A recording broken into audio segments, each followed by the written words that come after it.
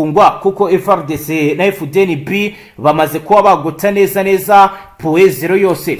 Ku munsi w'ejo kwa gatandatu nibwo hari hatangajwe ndetse bidasubirwa ko Fardc iri kugenzura aka gace. Amakuru ku rwego rwo hejuru abizwi nka Field Intelligence aragaragaza ko MRDP iri kugerageza kuba yashaka kugira ubugenzuzi ku mihanda yinjira hangaha, mu gihe rero hakomeje kubihangana.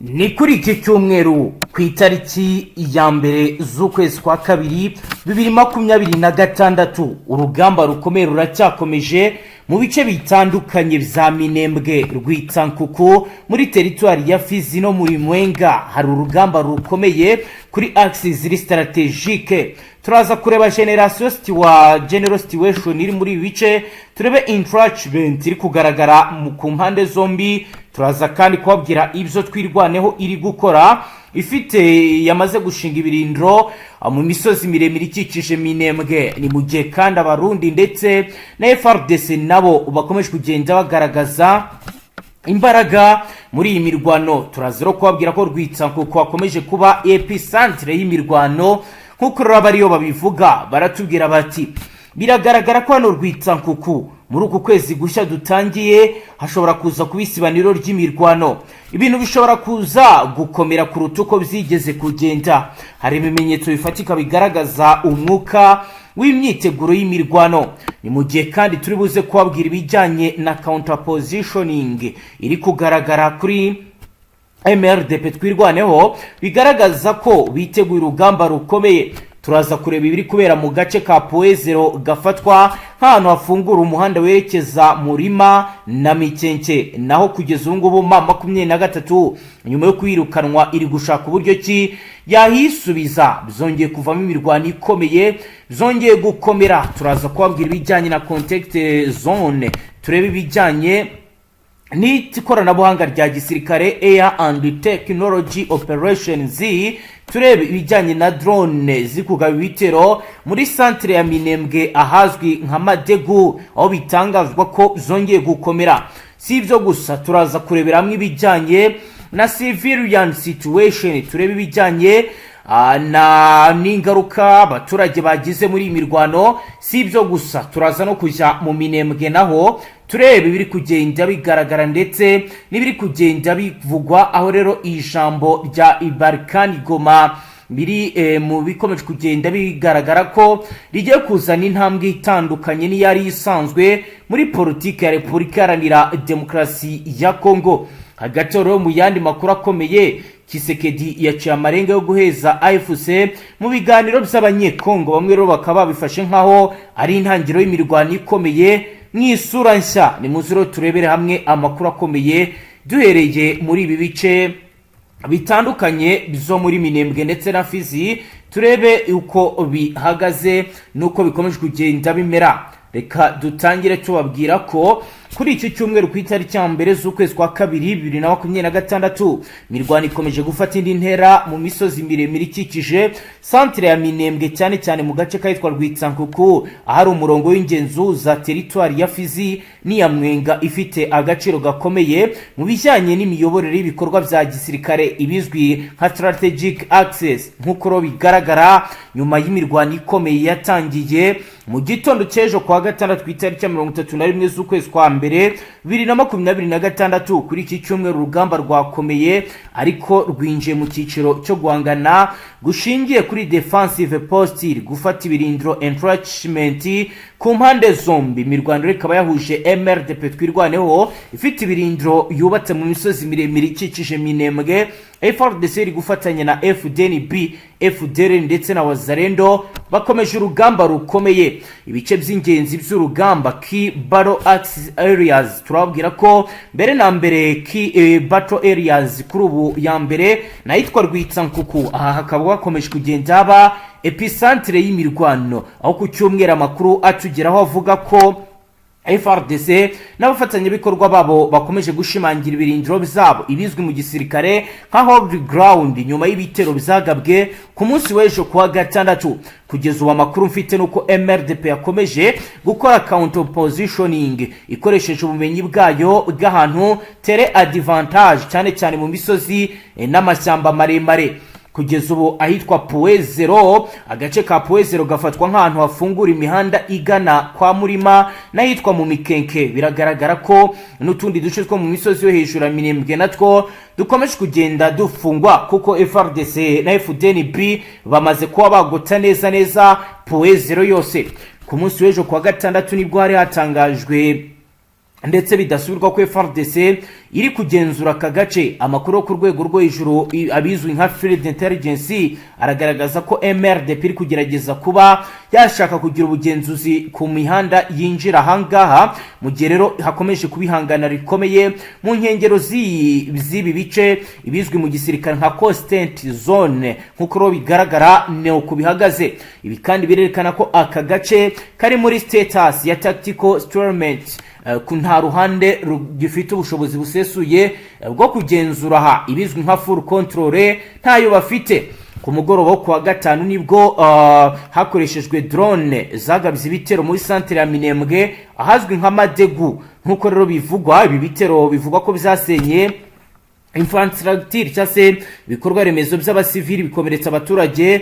Nkuko bigaragara nta bindi bitero bya drone kuri uyu munsi biratangazwa, ariko biravugwa ko ari drone zikora ubutasi zikomeje kuzenguruka zikusanya amakuru zoherejwe na FRDC. Imimerere y'abaturage ikomeje kuba mibi cyane, abaturage benshi barahunga bava mu bice byegereye imirwano displacement. Hari kandi humanitarian risk iterwa nuko imirwano iri hafi mu duce dutuwe cyane. Ibikorwa bya gisirikare bikomeje kuba mu buryo buvangiye ibizwi nka mixed combat environment. Abasirikare n'abasivili bari mu gace kamwe bikaba ari byo biri gushyira ibyago bikomeye ku baturage, kuko FARDC iravuga iti abasirikare bari kubana n'abaturage, niyo mpamvu rimwe na rimwe wumva ngo ibitero bizahitanya abasivili. FARDC n'abafatanyabikorwa babo bafite umubare munini w'abarwanyi numerical advantage, akaba ari ikomeje kugenda igaragara muri ibi bice, ariko barahura n'imbogamizi zaho barwanira difficult terrain n'imiyoboro mibi. MRDP twirwanaho nayo ikaba ifite tele mastery n'ubushobozi bwo gukora mu misozi gear style positioning, komeza kugenzura uduce tw'ingenzi two mu misozi ikikije Minembwe. Kuri iki cyumweru ku itariki ya mbere z'ukwezi kwa 2026 urugamba ntirurafata icyerekezo gisobanutse na decisive breakthrough. Nkuko rero bigaragara icyiciro kiriho nicyo guhangana mu birindiro no gutegereza amahirwe yo kongera kugaba ibitero binini offensive operations. Umutekano muri Minembwe Fizi na Mwenga uracyari muke kandi uri guhindagurika, ibizwi nka volatile security situation ni biri kugenda bigaragara. Abasasanguzi navugishije basobereye mu by'umutekano barambwira ko ibi bikomeje kugenda biraza guteza guhagarika imirwano, ikaba rero iri buze gukomeza ikagira ingaruka ku basivili kuko bashobora kuraswaho. Ubutabazi bwihuse ntabwo buri kuboneka, uruhare rw'imiryango mpuzamahanga ntabwo ruri kugaragara mu buryo bugaragara kandi bwihuse. Ni mu gihe kandi andi makuru akomeye akomeje kugenda avugwa no kwijambo rya Ibaranki Igoma riri mu byitezwe kw'intambwe ishobora guhindura politike ya Kongo mu buseruko bwa leta iharanira intwaro rusange ya Kongo. Ni Claude Ibaranki, umunyapolitike wese kwitandukanya n'ubutegetsi bw'Kinshasa, yatangaje ko mu minsi iri imbere ateganya kugeza ijambo rikomeye ku baturage n'abakurikira politike Repubulika Iharanira Demokarasi ya Kongo, rikazakurikirwa n'ikiganiro n'abanyamakuru. Iri jambo ririmo kwibazwaho na byinshi kuko rivugwa rishobora kuba intambwe ikomeye mu guhindura icyerekezo cya politike mu burasirazuba bw'igihugu, by'umwihariko mu mujyi wa Goma. Mu itangazo rye Ibaranki yavuze ko azavuga ukuri kose adahishira kandi adacisha make.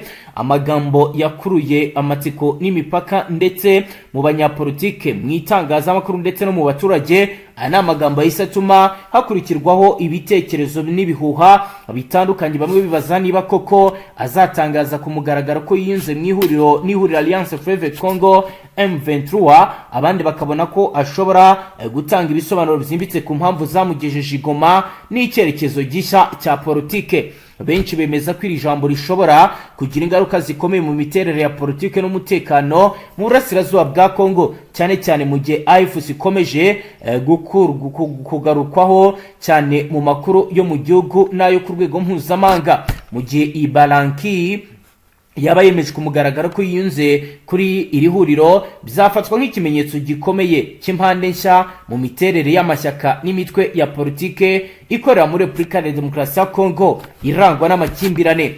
Ku rundi ruhande hari abashakashatsi bagitegereje ko iryo jambo n'ikiganiro n'abanyamakuru bizakurikiraho kugira ngo haboneke ibisobanuro bifatika bishingiye ku byo azatangaza ku giti cye, aho kwihutira gushingira ku byavuzwe cyangwa guhererekanya. Icyakora nta gushidikanya ko iri jambo riri mu byitezwe cyane, kandi benshi bemeza ko rizatanga urumuri rushya ku ruhande Claude Ibaranki yiyemeje gufata mu bihe biri imbere, ndetse no mu buryo bushobora guhindura isura y'imibanire n'amakimbirane ya politike mu burasirazuba bwa Kongo. Claude Ibaranki azwi nk'umuyobozi w'ishyaka Rivière Populaire cyangwa se Ripopo, riri mu ihuriro ry'amashyaka ashyigikiye Perezida Tshisekedi binyuze muri Union Sacrée. Iri shyaka rero rifite kandi umwanya muri guverinoma ya Kongo, aho rifitemo Minisitiri Ibaranki abarwa mu bantu ba hafi ya Perezida Tshisekedi, akaba akomoka mu ntara ya Bandundu. Ibintu bibyongeye uburemereye n'ingaruka bishobora gutera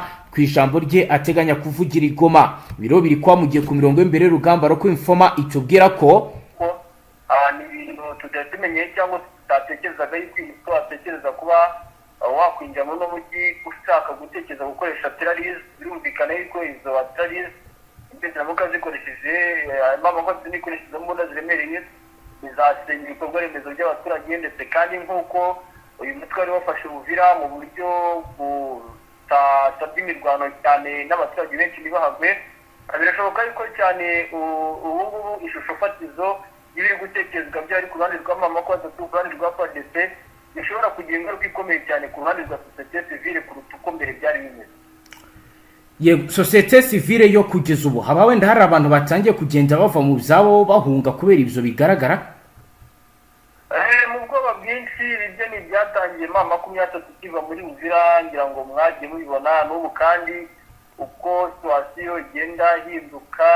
Fardc zana abasirikare mama 30 nayo itangatanga ibice byinshi bitandukanye, intwaro zizanwa, abaturage makuru barayamenya, ishusho hari abaturage bo barahunga, ariko nanone bakavuga bati ibintu bishobora kuza gukomera cyane kuko n'icyateye ubwoba bukomeye abaturage. Ngira ngo Misozi yegereye ahitwa za Sanje ku muhanda Rutelesonari 5 werekeza ahitwa za Rungutu ndetse na Ruvungi na Ruburure. Aha abasirikare b'Abarundi bazanye abasirikare benshi, kandi misiyo bafite niyo kuzamuka kuri imihanda ya za Ruburure aberekeza ahitwa za Rungutu. Iyo rero ni ishusho igaragaza yuko n'ubundi igisirikare cy'Uburundi noneho bavuga bati yego twakoze igikuta ku itariki 9 z'ukwezi kwa 10, twakoze igikuta ku itariki 9 z'ukwezi kwa 10 kugira ngo M23 itadukura hano. Barabikora baza kwadukura, twagerageje gukora igishoboka cyose kugira ngo tutazawuvira, barahadukura. ariko noneho ishusho ihari ifatizo nuko tugomba kwitanga ku rugamba, noneho mama ko noneho tukayikukira mu mayira yose strategique, ndetse kandi dukoresheje tactics nyinshi zitandukanye ziganjemo guhagarara mu bice dukeka ari kwimutwe ushobora ko wanyuramo ariko mu buryo butandukanye n'uburyo twabikoze kera bikaza kuba iby'ubusa. Kugeza ubu kubijyanye n'urujya n'uruza rw'abarwanyi yaba ku mipaka yaba ku nkombe z'ikiyaga cya Tanganyika bihagaze gute mu gihe bwana Karemba Aimable umaze kutubwira ko urujya n'uruza mu mazi rwongeye gukomeza? Bari gucunga gute umuvoma y'uwo bahanganye ndetse na muvoma y'abaturage b'abasivili basanzwe? Gihari muvoma uburyo hakomeje kugenda hatungwa uruhande rw'abaturage by'abarundi rwa Fardc iririnda cyane kugaragaza yuko itera ubwoba cyane abaturage, ngira ngo ibyo ni ibintu bagiriwemo inama na guverinoma, urabona yuko bitameze nk'uko mbere byari bimeze, wazanendo azirara mu baturage zigakubita n'ibindi bikorwa bitandukanye. Yego hari ibice bibamo, ariko siba nka kera, niyo bibaye twumva yuko hari bamwe bagerageza guhanwa. Wenda iyo ni isura itandukanye niyo twari tuzi cyane kuri Fardc cyangwa n'abafatanyabikorwa babo cyane wazarendo. Ariko igihari ni uko sosiyete sivile yo muvuma ziri gukorwa, urabona yuko baba mu gice kimwe bajya mu kindi, hatari imirwano baragenda, ndetse kandi n'aho ibikorwa remezo runaka nk'amasoko, urabona ko abaturage baravuga ati n'ubundi ntabwo bitubuza gukora kuko nibwo buzima bwo kubaho, urabona yuko iyo shusho fatizo ihari. Yego, ku bijyanye n'umusaza w'aba Black Water mu masaha ari imbere byavugaga ko bitari byifashe neza hariya mu bice bya Baraka, aho basubiranagamo bavuga bati mwabacanshuro mwaje n'ubundi rugamba rukomeje kutunanira, murahembwa menshi. Kugeza ubu update ufite Karemba Aimable nize kutumvikana hagati y'abazarendo ndetse n'aba Water Black Water yo cyane, ngira ngo hagiye hanabona makimbirane hagati yayo n'aba bacanshuro bandi babiri kibumvikane. Yego, bamwe bakita abandi abagambanyi bati deme zacu zirindirirwa, ati makuru ushobora kuba anatangwa namwe mwebwe abanyamerika nabo bati mwebwe babiri ntacyo muzi, ni twebwe dufite amahugurwa twigiye tuzi twigishije n'uyu. Ariko noneho ishusho ihari ni uko cyitwa wazarendo cyangwa se aba FDR nibo bavuga yuko ngo ku mirongo imbere ku rugamba bagirwa nk'ibitambo, abangaba bakanahemba menshi kandi ngo nta kazi bakoze. Niyo mpamvu ubwo bwisubiranemo cyangwa kutumvikana bikomeje kugenda byiyongera. Yego, kutiyongera kugeza ubu byaba biri guhungabanya iki ku bikomeje kugenda bigaragara? Kuba uko guhungabana bikomeje kwangiza iki?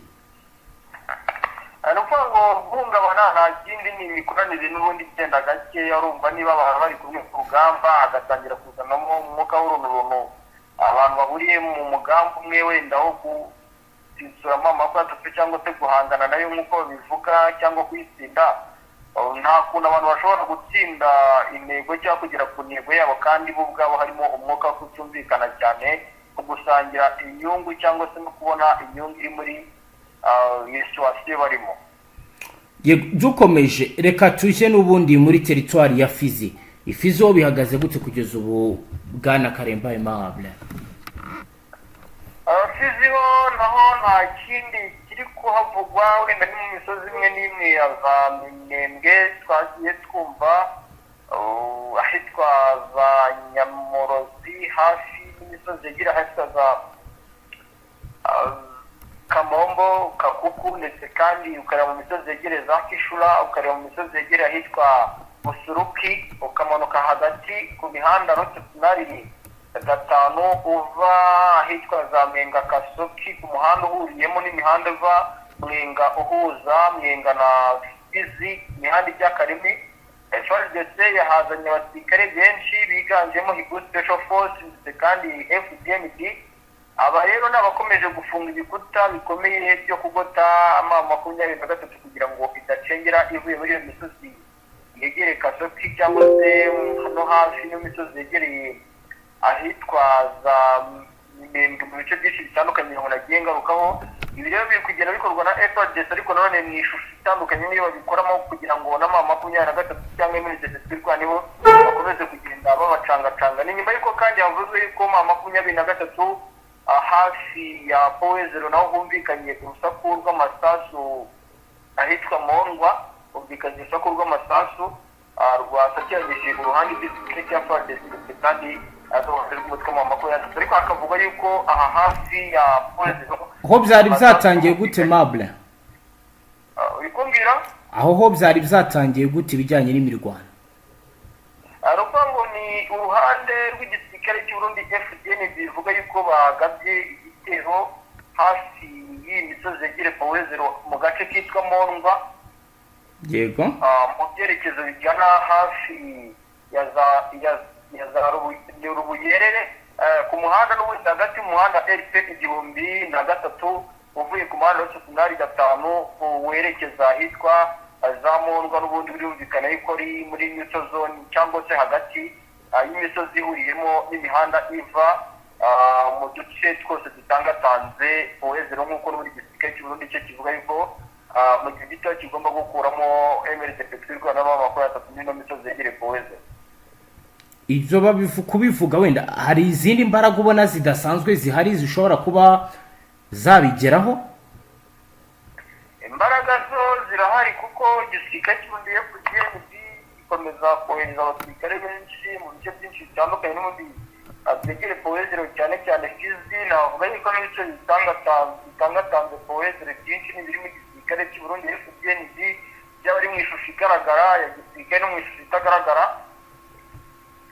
Ibi rero bitanga n'ubundi situwasiyo yuko imirwano ishobora kuba yakomera muri bino bice.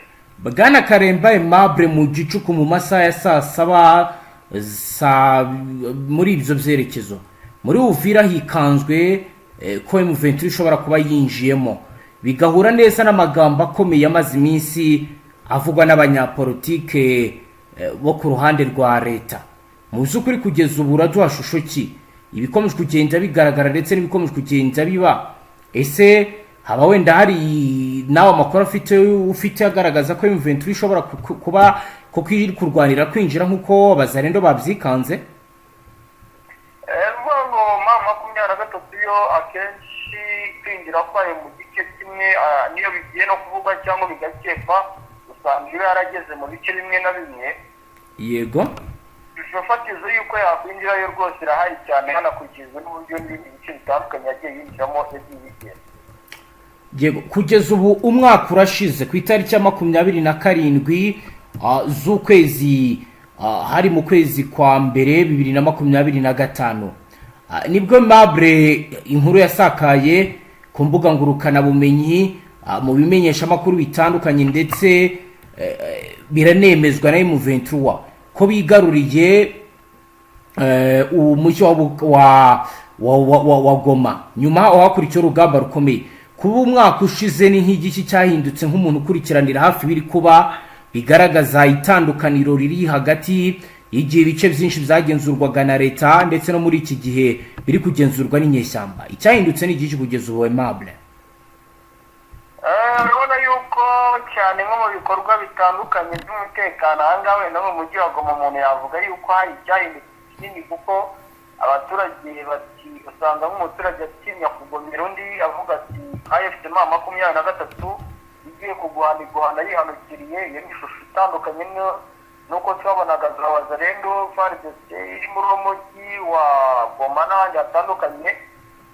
Ariko nanone tukavuga yuko n'indi shusho ihari navuga yuko atari nziza nuko n'ubundi abaturage bayabayeho mu cyo bagikomeye uko bumva bati warikare byakomeye cyangwa byakomeye rushuru biro byakomeye Uvira byakomeye bavuga bati ibiri hariya ntago ari kure cyane cyangwa n'ibikoresho bikoreshwa niba izo ndege nangaza harasi. Yego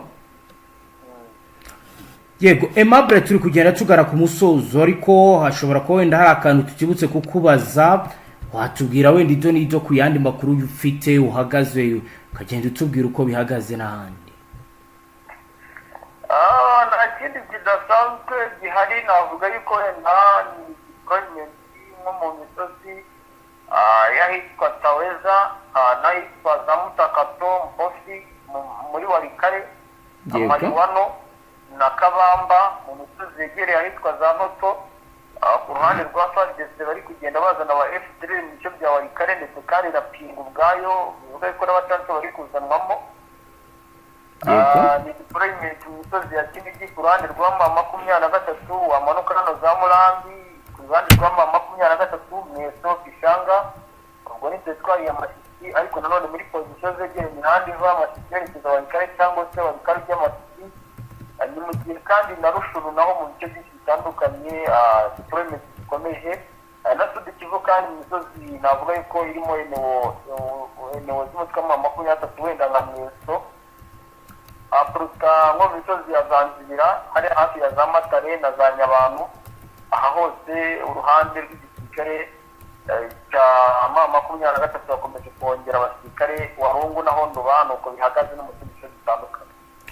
yego Aimable reka tugushimire cyane dusoreze ngaha murakoze cyane namwe banywanyi mudateba kubana natwe ngaha kuri mbonesha kure imwe rudende bashyikiriza amakuru atosoye abarabana n'umutekano Politique ubanye n'amakungu ndetse n'ubuzima bwa munsi bw'abanyagihugu dusoreje ngaha turabashimiye cyane